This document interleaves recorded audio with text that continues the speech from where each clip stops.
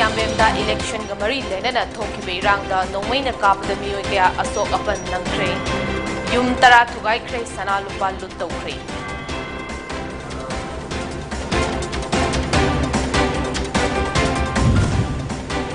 Lagliba Tara Nito Suba Vidan Saba Mikala Sigamari Lenana, Andro Kendrada Tokiba Todok, Manipur Chief Minister Nong Toma Birena, no Aitaba Fondokray.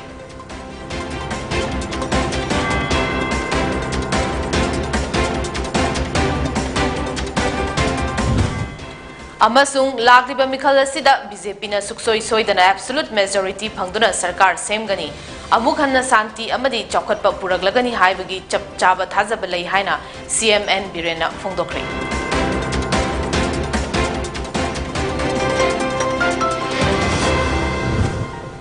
Pau Sadong Pizari.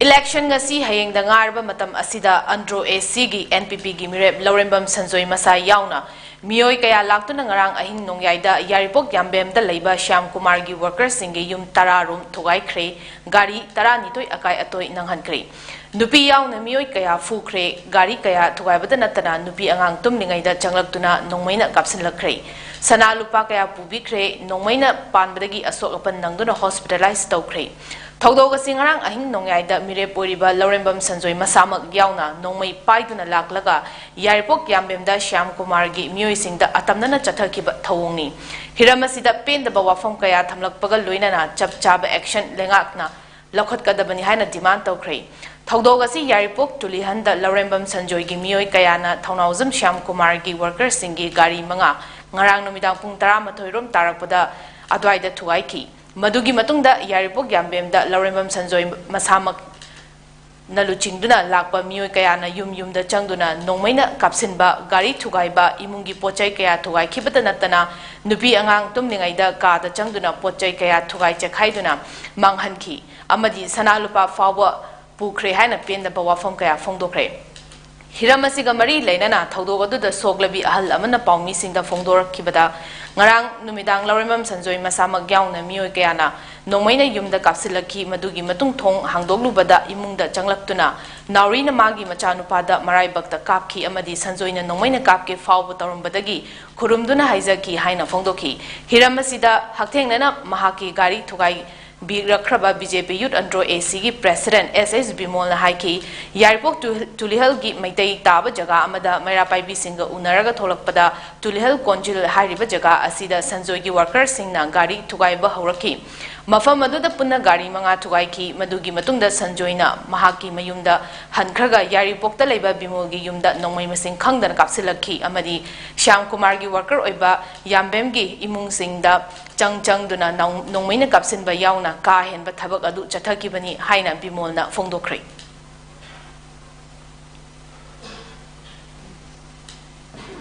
Kudigi koigi mera pai bi kun chalaga koigi round ta phamina bagi program ma koi sinjai ha program ni tumina isi kharang koigi tulen gi kobom lo kai ha ba tai kula sida chalaga mera pai bi ga phamina ga tholok matamda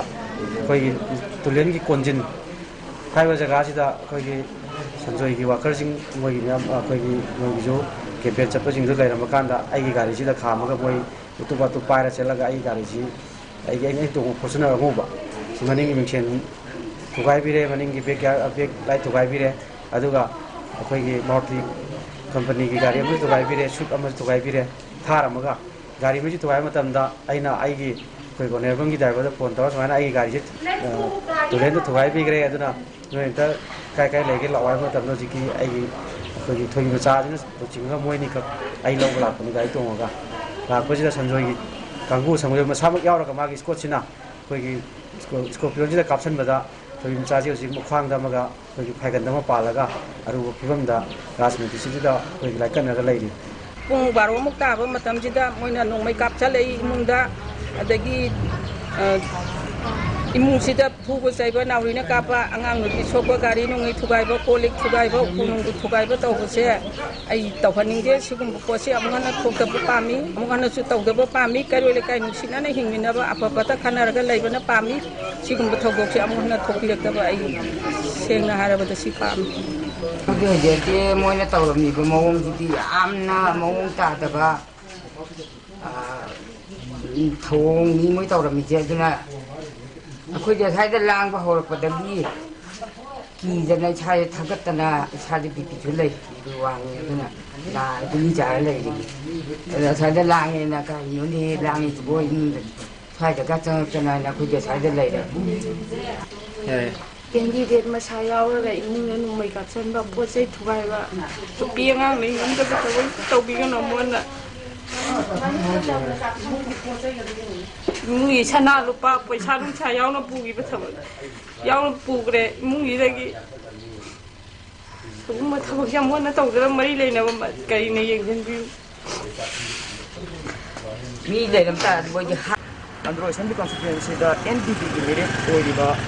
Sri Laurembam Sanjoy masamak yauna madi mahaki khutpu amona hana minister oramba Andro Assembly constituency ki Sri Honghauzam Shyam Kumar gi worker singi gari kaya amang ata thonre maduda sinatuna yaripok yam bemgi mafam singda Shyam Kumar bu sogatpa sing magi worker singi mayum mayumda ahing nongyaida Mirep oiriba Sanjoy masamak yauna nongmai rawan kaya kaptuna Shyam Kumar gi worker singi mayum mayum sangura imung gi posai kaya thugaiba maduda sinatuna koigi upi angang da tumiba ka manungda khongba sangga thugai yang khai tawba toina imung manungdagi sana lupa kaya mangkhre haibagi complaint kaya ungoraki bot ngasi hayeng khatamak ngairaba matam asida asigumba thoningda thongdok kaya lepalaituna thokbosi yamna laibak thibani maramaduna Lengak nam yeng sangduna asigumba thokdok sing se makatana thokna bagi damukta connectivity na kaiding so kamjari iram asiga mari lenana audam zariba basanta thoksom yariko tulihal Ngarang dang Andro Kendra da thokiba thodok adugi matangda Andro Kendra gi miyamna yaningda phongdoktuna rally chatkhri nongwaina vote khomba yaroi nupi angang da fu chaiba yaningde hingsa gi thodok yaningde haina masing yamlaba miyamna slogan kaya su laukhi nongwaina vote khomba nupi angang da fu chaiba hingsa gi thodok yaningde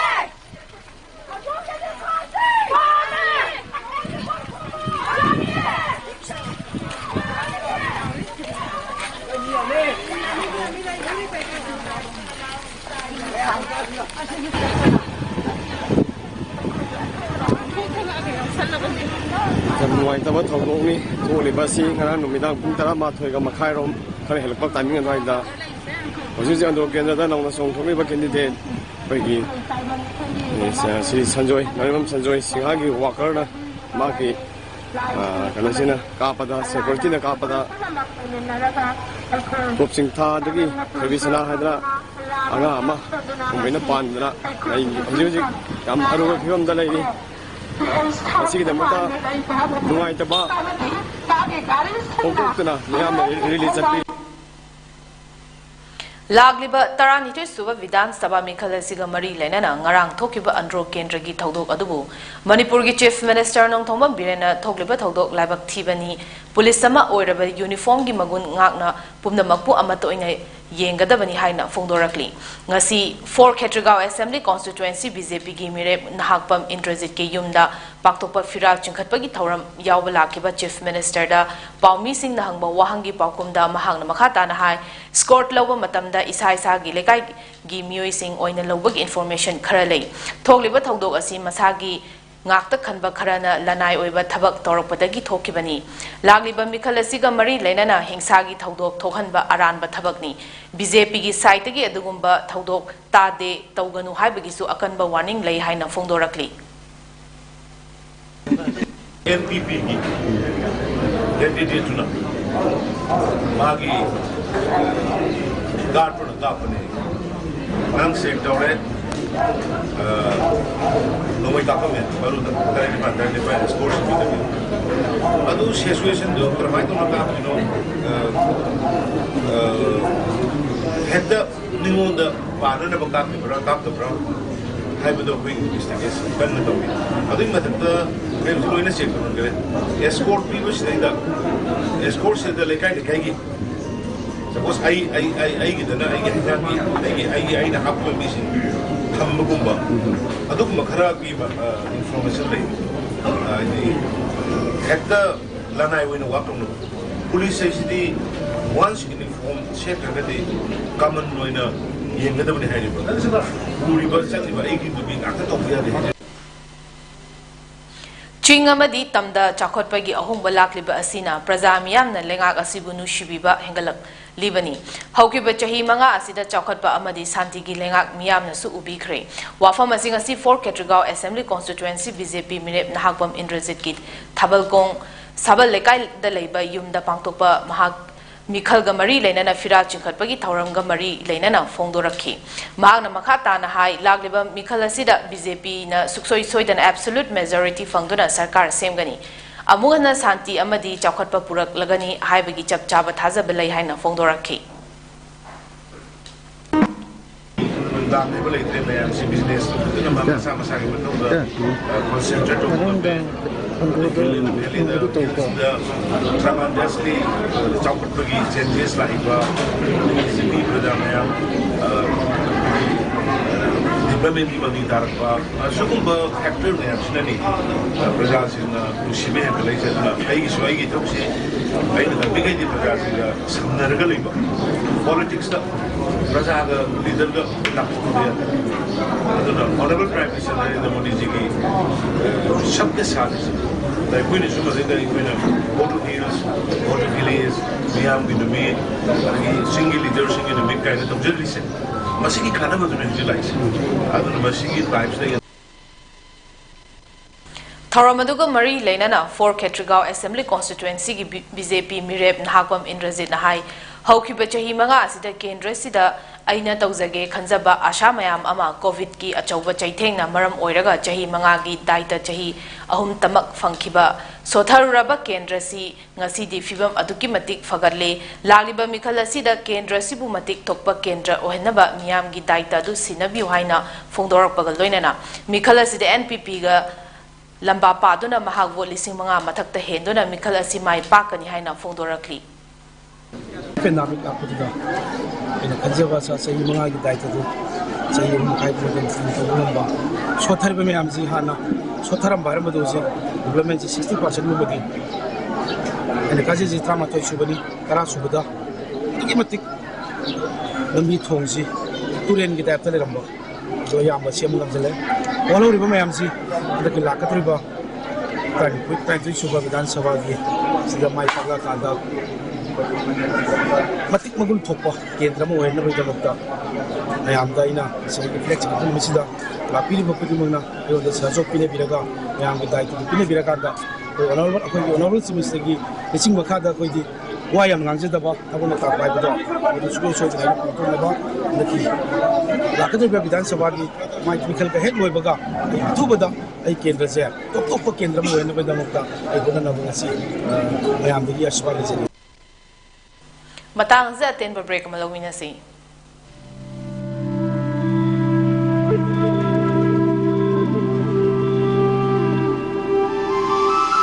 ꯅꯤꯡꯉꯣꯜꯁꯤꯡꯒꯤ ꯄꯨꯟꯁꯤꯗ ꯈ꯭ꯋꯥꯏꯗꯒꯤ ꯃꯔꯨꯑꯣꯏꯕ ꯅꯨꯃꯤꯠ ꯑꯁꯤꯕꯨ ꯍꯦꯟꯅ ꯃꯒꯨꯟ ꯍꯥꯞꯅꯕꯒꯤꯗꯃꯛꯇ ꯂꯩꯖꯔꯦ ꯕ꯭ꯔꯥꯏꯗꯜ makeup ꯑꯦꯟड ꯄꯣꯠꯂꯣꯏ collection ꯕꯥꯏ ꯇꯣꯖꯣ ꯆꯣꯡꯊꯥꯝ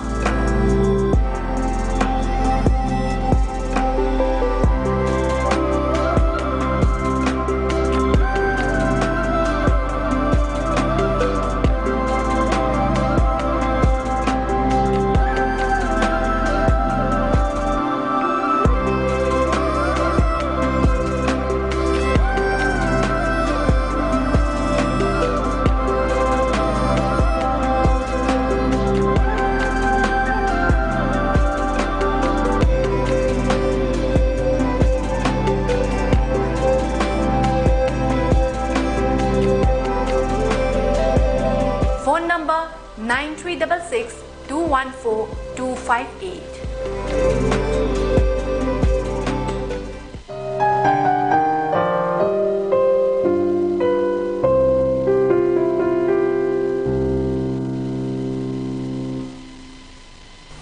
break की मतुंग मखा ताबा पाउ पिजनी ngasi ayuk pung 11 khara henba dwaida borobekra sub division gi Jakuradhor Police Station manakta FST Flying Squad Team 123 Statistical Surveillance Team amadi Executive Magistrate N Dhyan Chand Singh gi team na lambi da lakpa bolero thar ama khamluba matamda khamlamdana Chingnaba mongda gari adu thauraga chatkibadagi tanaduna khamlaga gari adu thi huma chathabada seloina lupa lakama lising marfu taranipan JDU gi flag humfunipan abadi lising mari chatruk banner fangaki hariba polam sing asi jiribam kendragi JDU gi mireb oriba ex MLA Asap Udin gamari lainai hairi fagalaba polam sing adu Treasury Department ta kusin nakre haina tim masige executive magistrate and Dhyan Chan Fongdoki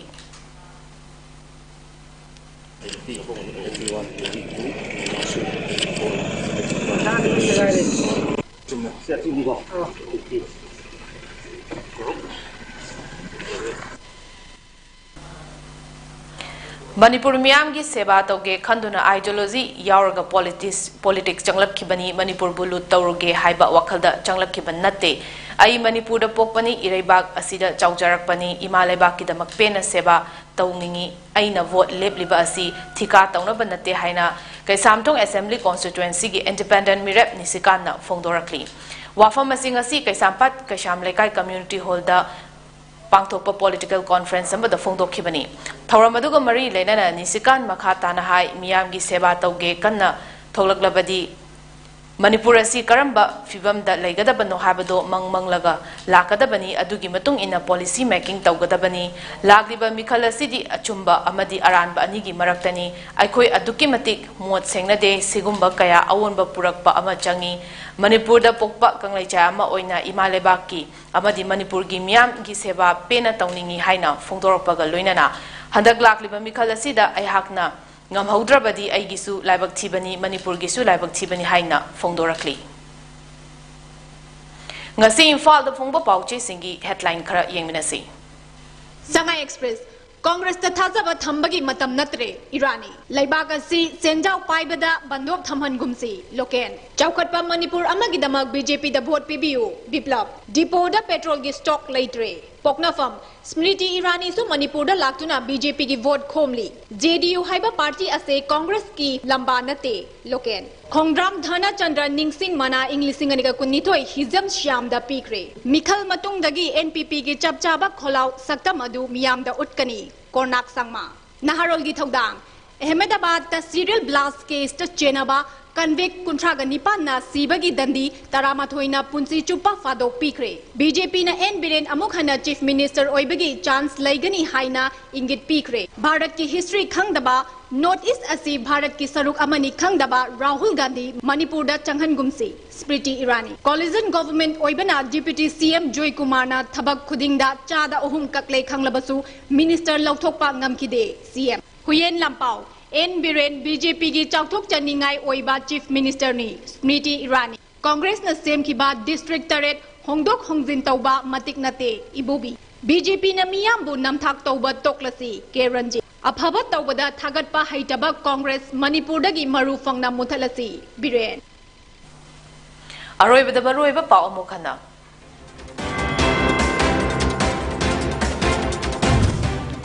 Yaripok Yambemda election gamari lenana thokiba irangda nongmaina kapada miyoi kaya asokpan nangkhre yum tara thukai khre sana lupa lut tawkhre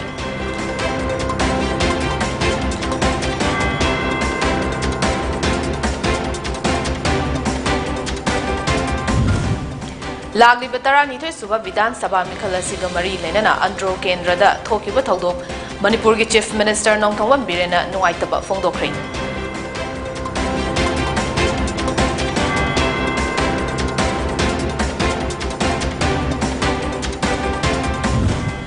Amasung lakliba mikhal asida BJP na suksoi soidana absolute majority fangduna sarkar semgani amukhana santi amadi chokhatba puraglagani haibagi chapchaba thajaba lai haina CMN Birena fongdokhre